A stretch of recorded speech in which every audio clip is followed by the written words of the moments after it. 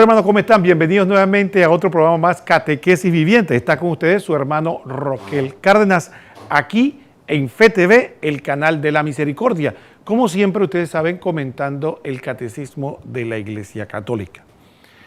Es importante saber de que FETV llega a cada uno de nosotros con esta programación variada e importante que nos edifica a todos, porque usted se ha hecho parte de la familia.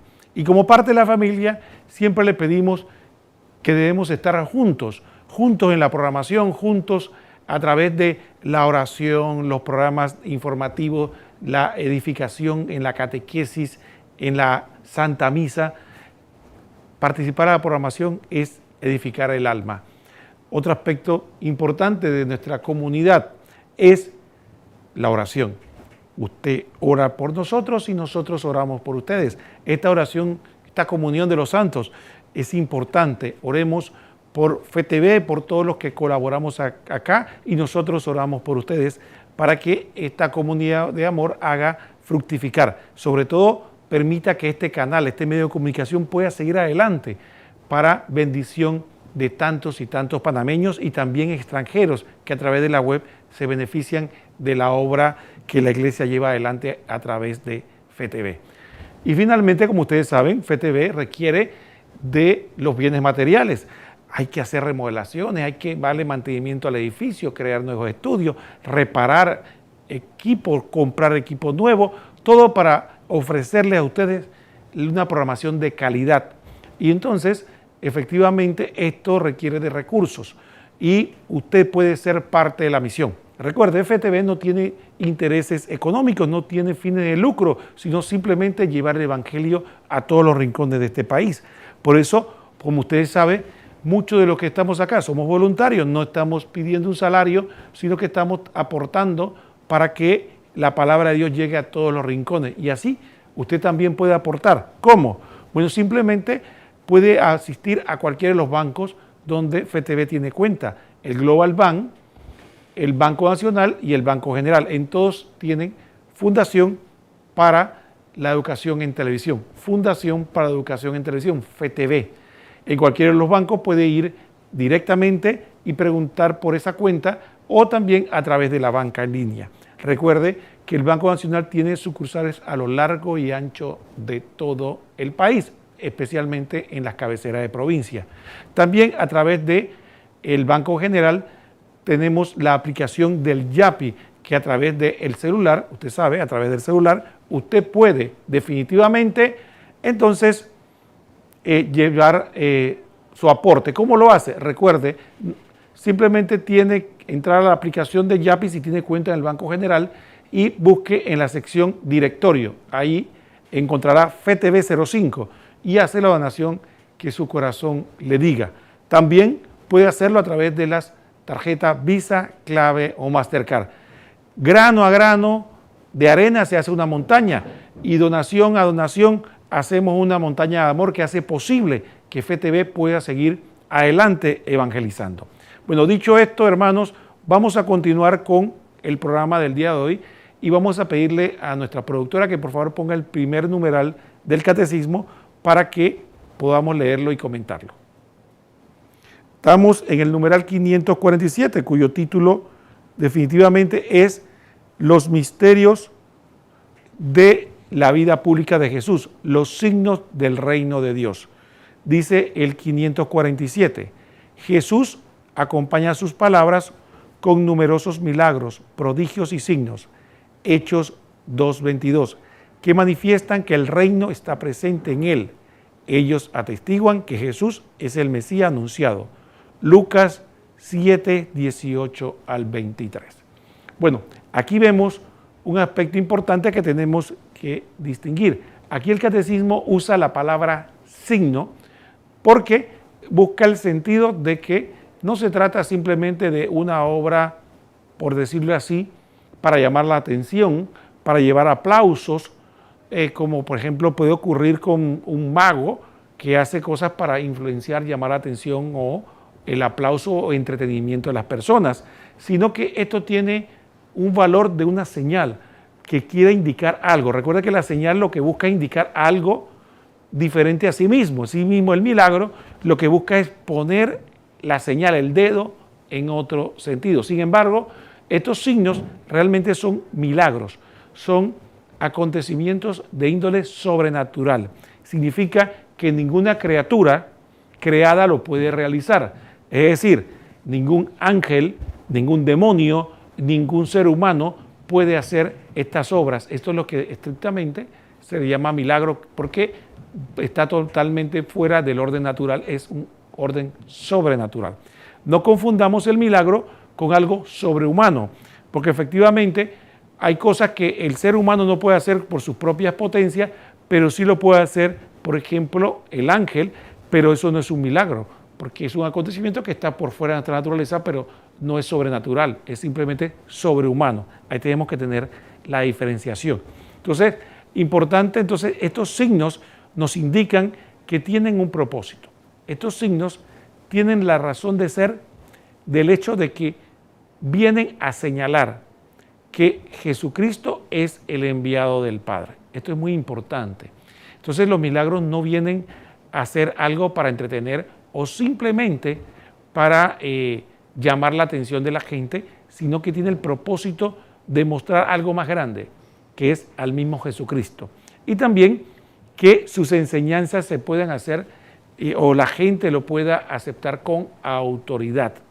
Porque efectivamente esa fue la pedagogía que de un inicio usa Dios en medio de su pueblo. Recordemos que cuando se dan los profetas, desde que empezó, por ejemplo, con Abraham, Dios se manifiesta a través de un milagro que viene su hijo Isaac, a través de Isaac, la vida de Isaac, de Jacob. Ahí Dios se manifiesta y muestra su accionar, pero más evidentemente lo vamos a ver ya cuando, por ejemplo, cuando Moisés se presenta al pueblo y de ahí viene a mostrar que cómo van a saber que vengo de parte tuya.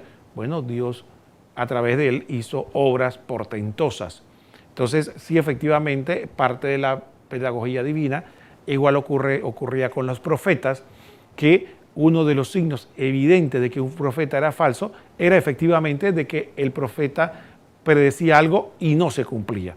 Entonces, cuando un profeta decía que algo iba a ocurrir y no se daba, entonces efectivamente era un falso profeta, Dios no estaba con él. Entonces, de esta misma manera, Jesús sale a predicar y enseña, pero ¿cómo sabemos que viene de parte del Padre? Bueno, a través de estos signos. De hecho, el mismo Jesús dijo, si no me creen a mí o no creen a mis palabras, por lo menos créanle al Padre por las obras que Él permite que yo haga. Entonces, estos acontecimientos o estos signos que vienen a manifestar, como vamos a ver más adelante, también enseñanza de sí mismo. No se trata de un festival de milagros para que simplemente porque, bueno, para que la gente lo siga o porque la gente lo aplauda, sino que tienen también profundidades más grandes, a enseñar verdades más internas que la evidencia del mismo acontecimiento. Vamos a seguir profundizando sobre el tema. Vamos a pedirle a nuestra productora que nos ponga el siguiente numeral, que vemos cómo el catecismo va a ir ahondando más sobre esta realidad de los signos o milagros. Dice el siguiente numeral, 548. Los signos que lleva a cabo Jesús testimonian que el Padre le ha enviado. Juan 5:36, Juan 10:25. Invitan a creer en Jesús. Juan 10:38.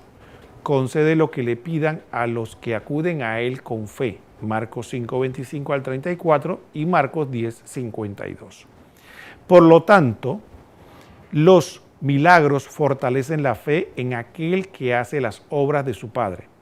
Estas testimonian que Él es Hijo de Dios. Juan 10:31 al 38. Pero también pueden ser ocasión de escándalo. Mateo 11:6. No pretende satisfacer la curiosidad ni los deseos mágicos. A pesar de tan evidentes milagros, Jesús es rechazado por algunos. Juan 11:47-48. Incluso se le acusa de obrar movido por los demonios. Marcos 3:22.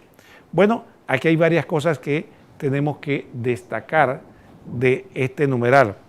Por ejemplo, uno de los aspectos importantes que tenemos que destacar es que el milagro tiene el propósito fundamental de fortalecer la fe. Recordemos que la fe es un don de Dios y que por lo tanto ningún ser humano puede hacer fuerza para tener más fe, sino que hay que pedirle a Dios. Sin embargo, Dios en su benevolencia manifiesta signos externos de forma tal de que ayude a fortalecer nuestra fe a través de esas manifestaciones externas. Y entonces esos signos, uno de ellos son los milagros, que evidentemente no se han detenido hoy día. No se trata que en la época de Jesús hubo milagros y después, ahora en el siglo XXI no hay ninguno.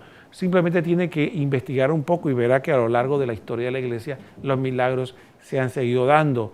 De hecho, cada vez que hay una canonización o se declara que alguien es santo, es porque se puede demostrar que a través de su intercesión Dios obra un milagro, o más de un milagro, ahora tres milagros, y entonces ahí pasa el proceso de siervo de Dios, beato y santo. Esto es un aspecto importante que muchas veces dejamos de lado, ¿no? Porque solamente nos fijamos en los milagros que aparecen en la Biblia, pero como que si Dios hubiera enmudecido.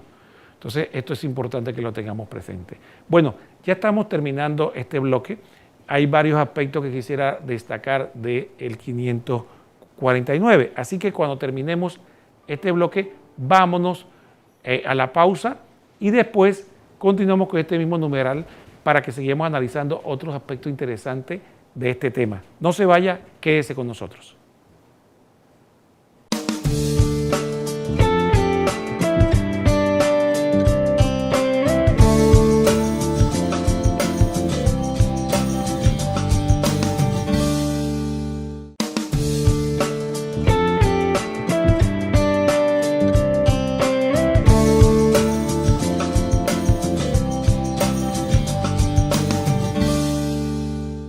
Muy bien, hermanos, estamos de vuelta en su programa Catequesis Viviente. Estamos comentando el Catecismo de la Iglesia Católica y estamos hablando de los signos que Jesucristo realizó durante su predicación.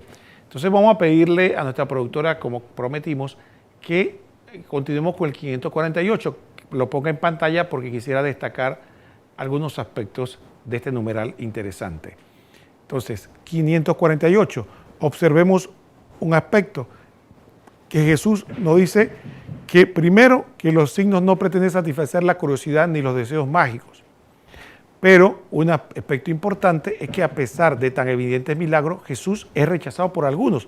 Incluso se le acusa de que estas obras se realizan por el demonio. Entonces aquí vienen dos aspectos que son importantes para nosotros discernir. El primer aspecto es que efectivamente aquí vemos algo que es muy importante. El milagro no produce fe. Muchas personas piensan, bueno, si Dios actuara, hiciera tal cosa, abriera el mar, lloviera sangre o resucitara un muerto, la gente va a tener fe.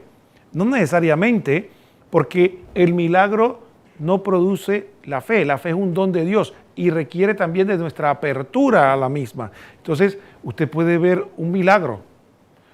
Por ejemplo, mire, por ejemplo, una anécdota interesante. La de la parábola de Lázaro y el rico. Cuando el rico le dice al padre de Abraham, le dice, ¿por qué no permite que Lázaro vaya y hable con mis hermanos para que cambien de vida y vivan según la regla de Dios, no vengan al infierno como he venido yo? Le dice el rico. ¿Y qué le contesta el padre Abraham? El padre Abraham le contesta que tienen a Moisés y los profetas, es decir, una forma de decir en ese momento la Biblia, tienen las escrituras, tienen para que puedan conocer qué es lo que Dios quiere. Dice, no, pero si les aparece un muerto, de seguro van a creer.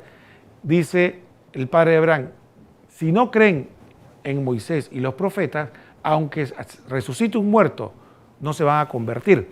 Porque aquí viene un aspecto importante. Pongamos el siguiente ejemplo. Digamos que a usted o a mí se nos aparece un muerto. Alguien está muerto y lo vemos vivo por un tiempo. ¿Qué pasamos? 3 días espantados, 3 días asustados, preocupados, con miedo, pensando qué voy a hacer, pero al cuarto día empiezo a preguntarme, ¿habrá sido verdad? El quinto día habrá sido producto de mi imaginación. El sexto día digo, probablemente, ¿sabes qué? Ya eso fue una mala comida, esto no fue tan real, me lo imaginé, me lo soñé, y probablemente al séptimo día digo, oye, pasemos la página, que esto fue simplemente una mala experiencia. Sí, porque los acontecimientos milagrosos no producen fe. Puede decir que dispone para algunas personas puedan abrir el corazón a la acción de Dios, pero usted puede un milagro y mantenerse cerrado o buscar cientos de explicaciones para no creer en el signo. Entonces sí ayuda, pero no es condición C. Por lo tanto, nosotros no podemos en nuestra vida espiritual pensar que nuestra fe o se va a acrecentar o se va a fundamentar o va a crecer o va a aparecer por un milagro. No, nosotros podemos vivir toda nuestra vida sin ver un solo acontecimiento sobrenatural y aún así tener una vida de fe y continuar adelante. Esto es muy importante que lo tengamos muy presente, porque muchas veces algunas personas piensan que el acontecimiento es lo que va a hacer que la gente se convierta, cambie vida. No, es la apertura que hagamos a Dios, que es importante, fíjense, y también puede hacer el caso como con Jesucristo, que realizó el milagro, realizó la obra maravillosa, y que decían los que no querían creer en él, es obra de Satanás. Esa es una forma de desacreditarlo, decir, sí, está haciendo cosas que no podemos entender, pero no viene con un buen espíritu, no viene con una buena, no viene de parte de Dios, ¿sí? Así que ni siquiera eso. Por lo tanto, tiene que haber una conjunción de cosas. Jesucristo decía que los que son los míos, los de mi rebaño, escuchan y conocen mi voz. Esa disposición a querer escuchar la palabra de Dios, de escuchar la voz de Jesús, con independencia de los acontecimientos extraordinarios, es la disposición a la que estamos llamados nosotros, porque es la verdadera disposición y es el camino a la santidad. Por ejemplo, póngase a pensar cuántas personas fueron alimentadas a través de la multiplicación de los panes y cuántos de ellos continuaron firmes siguiendo a Jesús. ¿Cuántas personas recibieron a milagros, obras maravillosas de Jesús y cuántos lo acompañaron durante la cruz? Entonces todo eso manifiesta de que efectivamente muchas veces uno recibe el beneficio y después se olvida. ¿Cuántas personas usted posiblemente ha escuchado hablar de que dicen, Señor, te pido que me consigas tal gracia, la salud de un hijo, un trabajo, tantas cosas que se pueden pedir, y después usted escucha que la persona recibió el don, recibió la gracia, el niño o el hijo o la hija recibió la salud o el trabajo tan anhelado lo recibieron, pero al final se olvidaron de Dios. Porque efectivamente, como decíamos, es nuestra disposición a la conversión lo que permite que Dios actúe en nosotros. El milagro solamente es una ayuda que nos puede permitir tal vez tener alguna apertura más, pero no es indispensable. Y esto lo digo siempre porque podemos tender a pensar en aquel que necesitamos aquella actuación permanente de cosas extraordinarias para que la gente mantenga la fe o porque la gente se convierta, y eso no es así. Vamos a pedirle a nuestra productora que por favor nos ponga el siguiente numeral para que veamos un poco más qué sentido tiene el concepto de signo o milagro en la evangelización de Cristo. Dice así el 549. Al liberar a algunos hombres de los males terrenos del hambre, Juan 6, del 5 al 15, de la injusticia, Lucas 19:8, de la enfermedad y de la muerte, Mateo 11:5, Jesús realizó unos signos mesiánicos. No obstante, no vino para abolir todos los males aquí abajo, Lucas 12:13, 14 y Juan 18:36, sino a liberar a los hombres de la esclavitud más grave, la del pecado, Juan 8:34-36, que es el obstáculo en su vocación de hijo de Dios y causa de todas sus servidumbres humanas. Entonces, aquí muchas veces nosotros perdemos de vista todo este concepto, ¿no? Todo este concepto importante. Voy a poner un ejemplo de la vida familiar. Por ejemplo, el padre de familia que entiende y conoce lo importante que es la salud. Entonces, de repente su hijo tiene que ir a un momento desagradable, tiene que ir tal vez a recibir una vacuna, a recibir una inyección para que se sienta mejor, cosa que ningún niño acepta de buena gana, no le gusta, ni siquiera a los adultos nos gustan las agujas. Entonces lo lleva allá, pero ¿qué hace el padre? Le promete una golosina o te voy a llevar a tal lugar a comer para que puedas llevar. ¿Qué sentido tiene? La golosina viene a ser ese algo que te ofrezco para que entres en algo más importante, más profundo, en este caso hablando de la salud. Entonces, de la misma manera Dios realiza los milagros como aquella golosina, aquel premio, aquella situación para que abramos los ojos y permitamos escuchar la palabra y también entremos en conciencia de lo que Dios quiere hacer con nosotros, que es lo más importante y más profundo y más grande que el milagro en sí. Porque, por ejemplo, la resurrección de Lázaro lo resucitó y volvió a morir. Lo resucitaron y volvió y murió. Entonces eso fue extenderle un poco más la vida. Claro que es algo grandioso, pero es más grande lo que Jesús promete. El que cree en mí, aunque muera, vivirá. Y el que vive y cree en mí, aunque muera, no morirá para siempre. Entonces, esa es la grandiosidad. Entonces el milagro de Lázaro es para darnos un aspecto mucho más grandioso. La muerte no tiene la última palabra. Los milagros vienen a decirnos a nosotros, pon atención, que Dios tiene preparado algo más grande. Ya no va a haber enfermedad, signo de las curaciones, ya no va a haber necesidades de hambre, no va a haber injusticia, ya no va a haber lágrimas. ¿Por qué? Porque el hombre va a ser liberado del pecado si acepta el plan de Dios. Va a poder acceder al cielo, a la eternidad con Dios, algo mucho más grande que todos los milagros que Cristo pudo hacer en la vida terrena. Pero esa grandiosidad, ese don que Dios nos quiere dar, que es la vida eterna, la liberación del pecado, ese don que es el mismo para nosotros, nosotros los hombres teníamos que recibir el caramelo, la promesa esa, como con el niño, para que poder pasar por escuchar, atender, dar importancia. De esta misma manera es lo que hace. Por eso podríamos decir en pocas palabras, usando un lenguaje coloquial, que los signos de Jesús son con esos caramelitos que se dan para que realmente detrás del caramelo lo que queremos es que se realice una obra más importante. Entonces, ahí vemos, ese es el sentido del milagro. Pero póngase a pensar usted que el milagro tiene esa connotación y debe tener ese momento en nuestra vida. Dios no puede hacer un milagro porque Él es libre de hacerlo. Él es libre si quiere o no. Pero lo que nosotros tenemos que saber que el milagro no es la esencia, sino que es el caramelo. Lo importante es lo que está detrás. La palabra de Dios, la conversión, la unión con Dios y finalmente la liberación del pecado para poder entrar a la plenitud del cielo.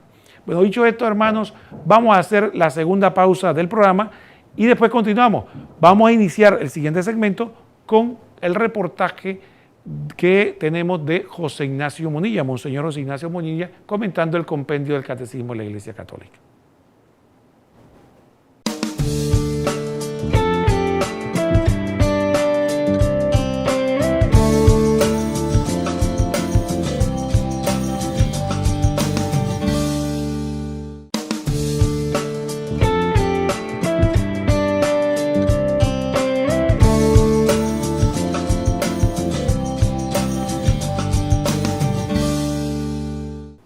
Muy bien, hermanos, estamos de vuelta en su programa Catequesis Viviente y ya en este último bloque vamos a iniciarlo con un reportaje donde Monseñor José Ignacio Munilla, obispo español, que hizo un gran trabajo comentando el compendio del Catecismo de la Iglesia Católica. Ahora vamos a poner el numeral que nos habla de este tema de los signos de Jesús.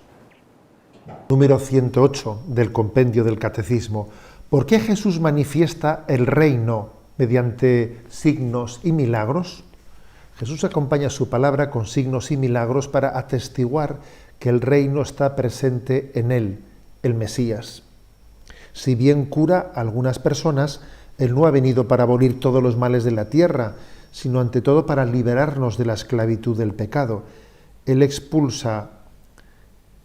expulsión de los demonios anuncia que su cruz se alzará victoriosa sobre el príncipe de este mundo.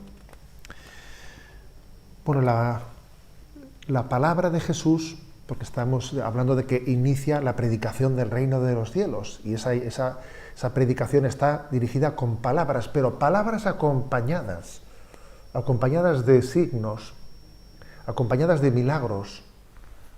La palabra y los signos hacen un tándem indisoluble en la vida de Jesús. Algo así como acontece también en los sacramentos. Los sacramentos son palabras, pero también están acompañados de signos. Eso la Iglesia lo ha tomado de Jesús. Jesús predica a través de palabras y a través de signos. El hecho de que llamemos también a los milagros de Jesús, les llamemos signos, ya es bastante elocuente. Es elocuente. Porque Jesús rechazó la pretensión de realizar milagros por los milagros, cuando únicamente pretendían responder a la curiosidad del hombre. Acordaros de que cuando Herodes pretende que Jesús haga un milagro delante de él, pues a modo de espectáculo, Jesús rechazó tal cosa. Era como una profanación, hubiese sido como una profanación de la acción de Dios. Los milagros están hechos con una clara intencionalidad y por eso se les llama signos. Signos. Ya sabéis ese refrán que dice que cuando el dedo apunta al cielo, el necio se queda mirando al dedo. Algo así pasaría aquí con los milagros, ¿no? Cuando los milagros apuntan a los dones que Dios quiere darnos, a los dones celestiales que Dios quiere darnos, sería de necios, sería no haber entendido nada si nos quedásemos mirando al dedo, ¿no? Que es lo que quizás Herodes o otros que allí miraban curiosos a Jesús pudieron, ¿no? Pues pudieron quizás caer en esa tentación. Las palabras de Jesús, digo, estaban acompañadas de signos que eran reveladores, signos que eran reveladores de quién es, de la identidad de Jesús. Pero si éste no viniese de Dios, no podría hacer estos milagros. ¿Cuándo se ha escuchado que un pecador puede hacer curaciones como estas que este hombre está haciendo? Si fuese un pecador no podría hacer estas curaciones. Claramente los milagros se convirtieron en signos de la identidad de Jesucristo. Pero al mismo tiempo también los milagros no solo son signos que testifican quién es Jesucristo. En ese sentido tendrían como un sentido apologético, ¿no? De identificar que quien hace milagros tiene que ser Dios. Tiene que ser el enviado de Dios, si no, no podría hacerlos. Un hombre no puede hacer milagros. Pero además de este sentido apologético, los milagros también muestran cómo es el corazón de Dios. Porque los milagros de Jesucristo no son milagros que estén hechos al margen de la misericordia que Dios tiene por el sufrimiento del mundo. Son milagros que se compadecen del sufrimiento del hombre, se compadece de los enfermos, se compadece de la mujer viuda que llora por la muerte de su hijo único, se compadece por la carencia del hombre, por aquellos novios que se habían quedado sin vino en sus bodas. Todos los milagros también son reveladores de la misericordia de Dios que se compadece del hombre.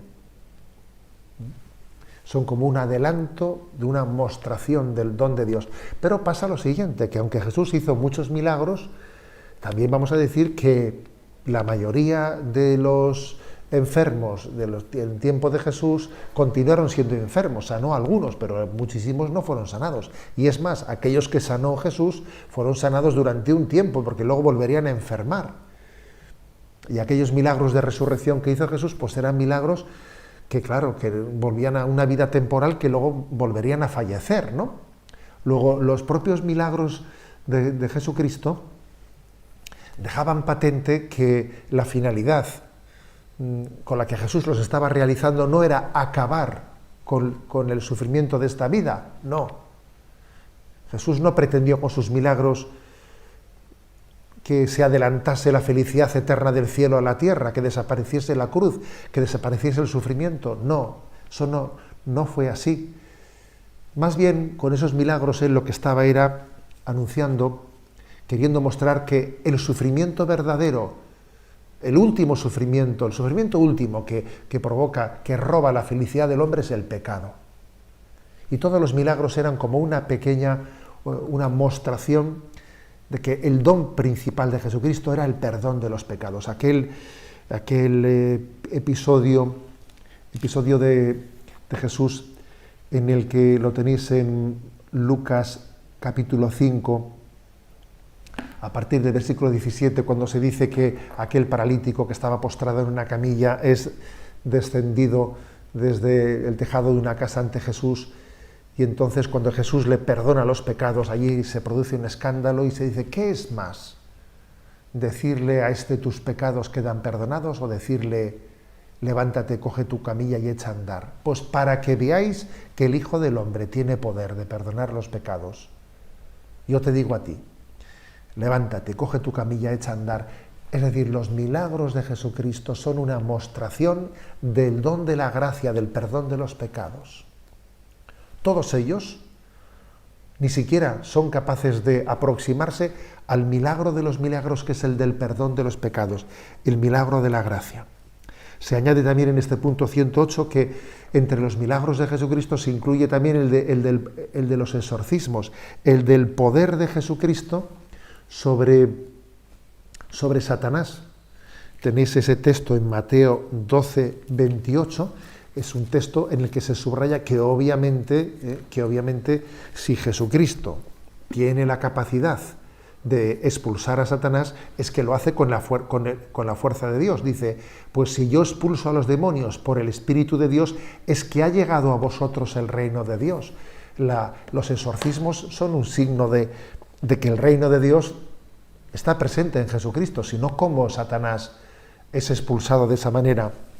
Ellos una anticipación, los exorcismos son una anticipación de la victoria definitiva de Jesucristo en la cruz, donde en su obediencia al Padre derrota definitivamente a Satanás. Muy hermanos, estamos de vuelta después de este reportaje interesante de José Ignacio Munilla. Ahora queremos comentar el último numeral que nos habla de este tema de los milagros. Vamos a pedirle a nuestra productora que nos ponga el numeral 550, que nos habla de este interesante tema. Dice el 550, la venida del reino de Dios es la derrota del reino de Satanás. Mateo 12, 26. Pero si por el Espíritu de Dios expulso yo los demonios, es que ha llegado a vosotros el reino de Dios. Mateo 12, 28. Los exorcismos de Jesús liberan a los hombres del dominio de los demonios. Lucas 8, 26, 39. Anticipan la gran victoria de Jesús sobre el príncipe de este mundo. Juan 12, 31. Por la cruz de Cristo será definitivamente establecido el reino de Dios. Dios reinó desde el madero de la cruz, dice un documento de Venancio Fortunato, himno de Vexilia Regis. Muy bien, dicho esto, vamos ahora a comentar este aspecto, ahora visto del punto de vista de lo que estábamos hablando, de lo que los milagros vienen a significar. Claro que es absolutamente impresionante ponerse a pensar una persona poseída por el demonio y que Jesús con una palabra hacía que el espíritu inmundo lo dejara, pero ahí mismo el mismo catecismo nos enseña que el sentido del exorcismo, la expulsión de los demonios de las personas, tenían más que todo este aspecto importante de decir de que Jesucristo vino a destruir las obras del demonio. Entonces es importante porque esto también tenemos que aclararlo. Mire lo que el catecismo dice. Sin embargo, le llamamos la atención porque posiblemente usted va a encontrar comentarios bíblicos no muy ortodoxos ni muy católicos que le va a decir, no, lo que pasa es que lo que aparece en el Evangelio no son realmente posesos, sino que son lunáticos o son esquizofrénicos o son gente con problemas de epilepsia, pero realmente Jesús no quiso explicar eso y lo sanó y la gente creía que eran demonios. Nada más falso porque es claro que la Biblia lo dice con toda propiedad. Y también, efectivamente, aquí vemos, el catecismo lo enseña también. Entonces vemos que hay gente que se viste de católico, pero no lo es. Entonces lamentablemente viene a tergiversar la doctrina de la iglesia. Entonces estamos claros de que lo que aparece en el Evangelio como posesos eran posesos, y es una realidad que se puede dar, que el espíritu demoníaco puede poseer a una persona. Eso no es algo de que avergonzarse ni de renegarlo, porque eso sí puede pasar. Muy raro a veces, muy raro.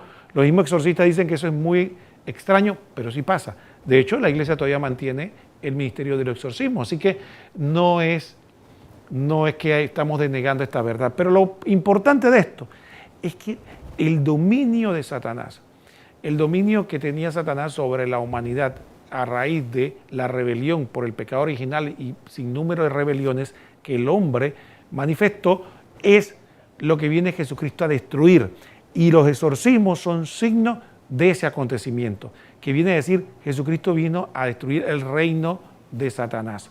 Y ese reino que se da, recuerden que es un poco parecido en cuanto al concepto al reino de los cielos. El reino de los cielos lo explicamos nosotros en unos programas atrás y decíamos que no era un reino territorial, era un reino de voluntades. Aquel que decide declarar a Cristo como rey a través de su sometimiento a lo que él quiera.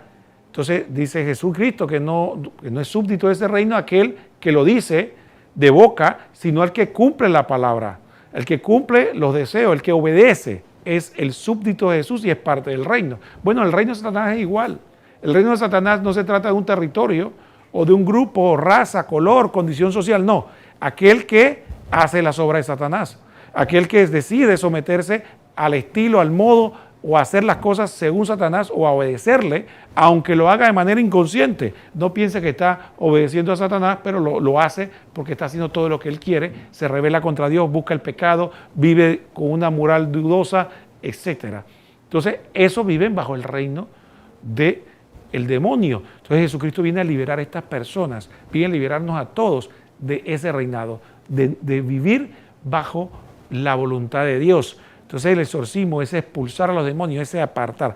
Por eso fue Jesucristo censuró gravemente a aquellos que vinieron a decir que él venía de parte del demonio, porque entonces decía, ese pecado contra el Espíritu Santo no será perdonado ni en esta vida ni en la otra, porque efectivamente, imagínese usted, si usted acusa a Dios mismo de que es el mal, entonces ¿cómo se va a ir con él? Entonces acusar la obra de Dios como del demonio es una cerrazón total a la manifestación de Cristo.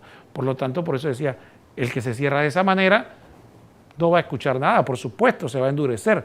Entonces, importante, entonces los exorcismos, estos signos vienen a tener esta verdad más profunda de aquel pecador que se convierte, que deja la vida, deja de estar en el reino del demonio, deja de estar sometido a los bajos instintos y entra en el camino del Espíritu de Dios.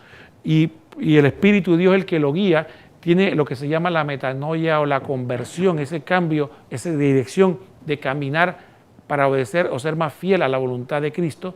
Entonces dice que hay más alegría en el cielo por esa conversión, ¿no? Por un solo pecador que cambia, que por muchos justos que no requieren de esa conversión. Entonces, es la parábola de la oveja perdida y todos esos aspectos. Entonces, es una persona que es arrancado de las garras del demonio, del reino de Satanás, y entra a ser parte del reino de Dios. Entonces, este acontecimiento también, milagroso, extraordinario, viene a designar eso. Fíjate que finalmente podríamos hablar un poco acerca del signo, por ejemplo, efectivo que vemos en los cerdos. Entonces, vemos que cuando Jesucristo expulsa los demonios, la multitud, legión, como le quieran llamar, que estaba posesa en la persona, vemos que los tira a los cerdos.